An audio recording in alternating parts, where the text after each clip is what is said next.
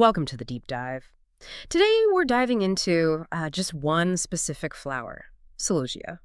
But this isn't really about, flower arranging. It's more an investigation into how having a lot of something, a highly available resource, can actually change how you learn. Our mission really is to shortcut your path to gardening self-sufficiency. And, well, to pull out a really big nugget of knowledge from this plant that gives you what our sources call an endless supply once you get it right. Quite a pivot, isn't it, from like gardening know-how to more of a cognitive strategy. For you, the learner, what we're exploring is that shift, from scarcity thinking to abundance thinking. Most learning, you have to carefully ration things, right? Time, maybe energy, materials. Celosia, it just kind of removes that constraint. You stop worrying about running out, and that dramatically lowers the perceived risk, the cost of failure. It transforms how you experiment. Yeah, that low barrier is absolutely key. The source material, it's very clear, calls Celosia an excellent beginner-friendly plant, like the perfect place to start. But interestingly, even this beginner-friendliness, it comes with a small hurdle, a necessary one, though, that teaches the main lesson right away. Exactly. That initial success condition. Celosia is pretty tough, yes, very tolerant. But the source points out you only get those really beautiful, architectural flowers, the cockscomb or the feathery plumes, if the grower knows how to encourage blooming properly. It won't just happen perfectly if you just plant it and ignore it. Ah, okay. So it's not just passive success, you have to be intentional. What is that hurdle then? What's the specific technique a beginner needs to figure out to unlock this endless supply? Well, the main technique mentioned for Celosia and really a lot of similar annuals, it boils down to early management. Yeah. Specifically, pinching. If you want a really strong plant, bushy, lots of flowers, setting tons of seeds, you often need to pinch back that central growing tip when the plant's still young.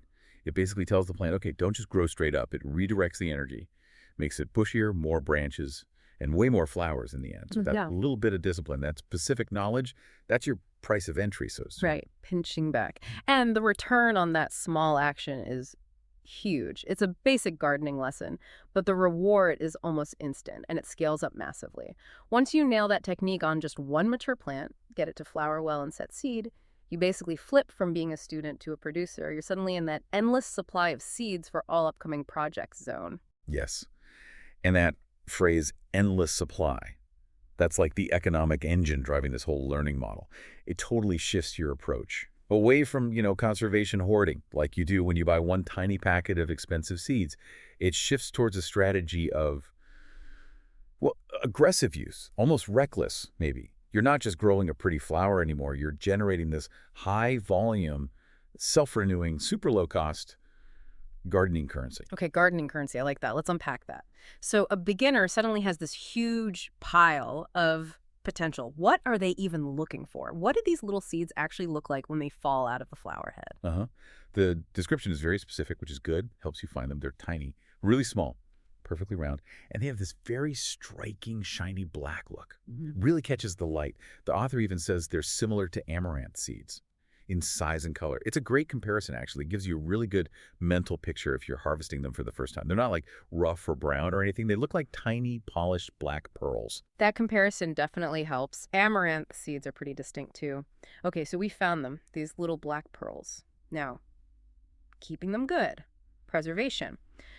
Once we have this massive harvest, this high-volume material, how do we keep it viable? Because our sources seem to show two very different ways of thinking about this. They really do. And that contrast, it sort of defines the difference between maybe a conventional gardener and what we could call an abundance gardener. Conventional wisdom, which the source describes, it says, okay, two key things for storage. First, for long-term viability, the seeds have to be really thoroughly dried, then stored in a proper airtight container. Cool, dark place is ideal. And second, the practical advice is usually try to use them within a year because, viability naturally drops off over time. Right. That sounds like a bit of a management job in itself. You've got this huge volume, but you're fighting the clock, fighting moisture, trying to keep them good. Exactly. That's the tension. But the source suggests that when you really reach this state of true abundance, you start to realize that spending all that effort maximizing storage time, it might actually work against maximizing your learning time. Why put all that energy into meticulously organizing hundreds of packets for 5 years from now, when you could be using that resource right now? Ah, okay. And that's where this really fascinating technique comes in. The shift from careful hoarding to just doing something with them immediately. The author talks about moving completely away from careful long-term storage for most of their Celosia seeds. Yeah, they embrace what we're calling the abundance strategy. So Hmm. instead of all that careful drying, labeling, boxing up, they simply scatter the seeds generously. The technique is literally described as just tossing them into any empty large containers lying around, old pots, buckets, maybe even sparse patches in garden beds, just covering the Yeah. ground with them. Hang on a second. That sounds almost wasteful, irresponsible even. If you're just scattering seeds like that, aren't you going to get massive overcrowding? Yeah. Won't that just lead to loads of thin, weak, stretched out little plants that aren't any good? Seems like it defeats the purpose of getting good plants in the first place. That's a really important question. And it gets right to the difference in the goal. If your goal was maximum conservation, or maybe getting the absolute best yield from every single seed planted, you'd be absolutely right. That would be a bad strategy. But here, the goal is different. It's about selection and really fast evaluation. See, when the resource costs you basically nothing, having 90% of the seeds fail, well, it's completely acceptable. It doesn't matter. The source makes it clear that this generous scattering, it's just step one in a surprisingly efficient quality control process. Okay, right. This is where it gets really interesting then. The sheer volume kind of cancels out the risks of scattering them so widely. So what happens after this incredibly generous sowing? They don't just leave them all crammed together. No, no. The grower doesn't stress about thinning out every single tiny seedling. That would take forever. Instead, they just wait for this mass of seedlings to pop up. And then they apply some intentional focus. They simply, and probably quite ruthlessly, Hmm. select the best growing seedlings individually for transplantation. You basically let hundreds, maybe thousands of seeds fight it out in this low-stakes environment, survival of the fittest almost.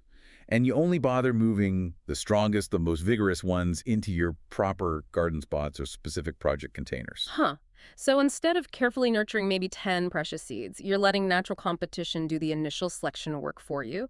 It's like using a massive sample size to do hyper-efficient quality control, gives you a ton of data really fast. That's the core idea, and it goes way beyond just gardening, right? This whole system is basically designed for high-volume iteration, learning by doing, but on a massive scale. Because the resource, the seeds, are so ridiculously plentiful, Celosia is often used specifically to experiment with and evaluate different gardening techniques or approaches. Oh. It turns the plant from just being something pretty to look at into a tool, a research tool. A living laboratory. Okay, can you give us some examples? Like, what kind of low-stakes tests could a learner run with tons of Celosia that they never dare try on, say, one packet of rare heirloom tomato seeds? Oh, sure. Well, Celosia grows pretty fast, right? So you get Right. feedback quickly. That's ideal. Because you might have literally thousands of potential plants. You can easily divide them into groups. You could run classic A/B tests. Group A gets fertilizer X, Group B gets fertilizer Y, Group C gets nothing. See what happens. Or you could test different watering schedules. Does a deep soak once a week work better than a light spray every day? You could even check out companion planting ideas. Put one batch next to basil, another next to marigolds, maybe a control group on its own. See which group of Celosia seems happiest. And the beauty is, if one whole experimental bed just completely fails, maybe your new amazing organic fertilizer actually burns half the plants. Well, you've learned your lesson. Yeah. But the actual cost, the material cost, is basically zero because you just scatter more seeds the next week. You haven't wrecked a high-stakes crop that you've been nurturing for months. Exactly. That is the power of having a renewable, high-volume supply. The gardener stops focusing so much on the fear of waste and shifts their focus entirely towards speeding up experience gathering, accumulating knowledge. The faster you can test things, iterate, see what happens, the faster you learn what actually works in your specific garden with your soil, your climate, your way of doing things. Celosia just provides the perfect, low-consequence playground for that kind of rapid learning loop. Okay, so let's just quickly summarize the main points from this deep dive into the surprisingly strategic world of Celosia. First, it's a great plant for beginners, really quite easy, but you do need to master that simple technique, like pinching, to unlock its massive seed production. Right. Second, getting that initial success gives you this amazing renewable resource, the seed currency. Yeah. That lets you shift your whole mindset from careful saving to more aggressive use and experimentation. And third, and this feels like the really big one, that sheer volume makes Celosia uniquely suited for rapid-fire experimentation. Evaluating techniques quickly, it encourages you to shift from thinking about scarcity and storage to just testing things out, learning fast, turning your garden into a kind of learning lab. Mm-hmm. Which leaves us with a final thought for you, the listener, to maybe chew on. Mhm. If the source material shows us that having this crazy abundance of Celosia seeds lets people test gardening ideas with almost no risk, Mhm. what other resources in your own life could be physical things, digital tools you have access to, maybe even intellectual capital, stuff you know what else is so abundant for you Hmm. that maybe you should stop hoarding it, stop saving it for some imagined perfect future use, and instead start using it aggressively right now for some rapid learning and experimentation. Just think about how abundance in some area could maybe transform your next project, whatever field it's in. Something to think about. We'll see you next time on The Deep Dive.